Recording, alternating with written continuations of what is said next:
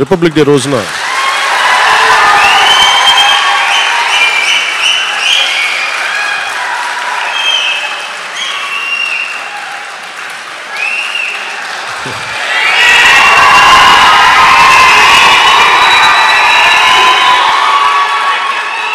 నేను కూడా ప్రత్యేక పరిస్థితుల్లో వాళ్ళు 2 సీట్లు అనౌన్స్ చేశారు కాబట్టి నేను కూడా 2 సీట్లు అనౌన్స్ చేస్తున్నాను ఈ రోజున.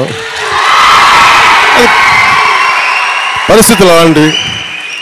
సో నాకు కూడా ఒత్తిడి ఉంటుంది, అప్పుడు చంద్రబాబు గారికి కూడా ఒత్తిడి ఉంటుంది, నాకు కూడా ఒత్తిడి ఉంటుంది. కాబట్టి ఆ ఒత్తిడిని నేను కూడా తట్టుకోవడానికి రిపబ్లిక్ డే రోజున నాకు R అక్షరం బాగుందనిపించింది. రిపబ్లిక్ డే RRR లాగా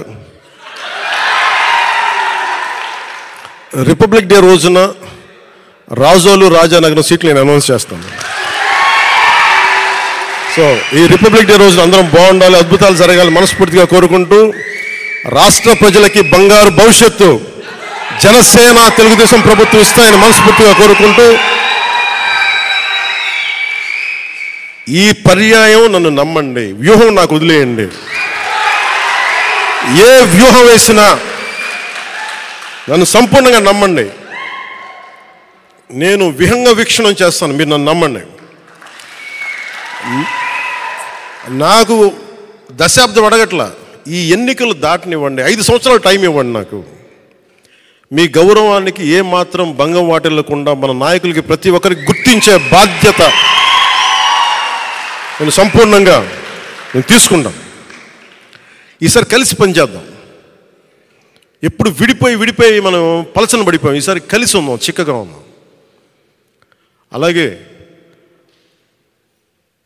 భారతరత్న అవార్డు వచ్చిన కర్పూరి ఠాకూర్ గారికి ప్రత్యేకంగా నా అభినందనలు తెలియజేసుకుంటూ, పద్మవిభూషణ్ అవార్డు వచ్చిన శ్రీ వెంకయ్య నాయుడు గారికి,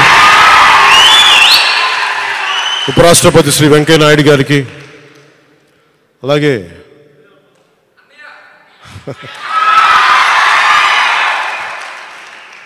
మా పెద్దన్నయ్య మెగాస్టార్ చిరంజీవి గారికి మనస్ఫూర్తిగా నా అభినందనలు తెలియజేసుకుంటూ, వైజయంతిమాల బాలి గారికి, మిగతా అవార్డు గ్రహీతలందరికీ కూడా నా అభినందనలు తెలియజేసుకుంటున్నాను. ప్రత్యేకించి పద్మ అవార్డ్స్ గురించి మాటలు చెప్పి ముగిస్తాను.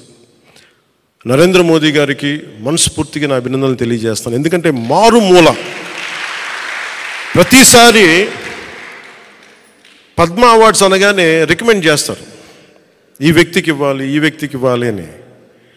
వాటన్నిటినీ పక్కన దోసేసి టాలెంట్ ఎక్కడుంది, ప్రతిభ ఎక్కడుంది, త్యాగం ఎక్కడుంది ఆయన వెతుక్కొని మరి దేశం నలుమూలల నుంచి ఆయన వ్యక్తులు తీసి పద్మ అవార్డ్స్ ఇవ్వటం ప్రధానమంత్రి నరేంద్ర మోదీ గారికి మనస్ఫూర్తిగా హ్యాట్స్ ఆఫ్ తెలియజేస్తాను.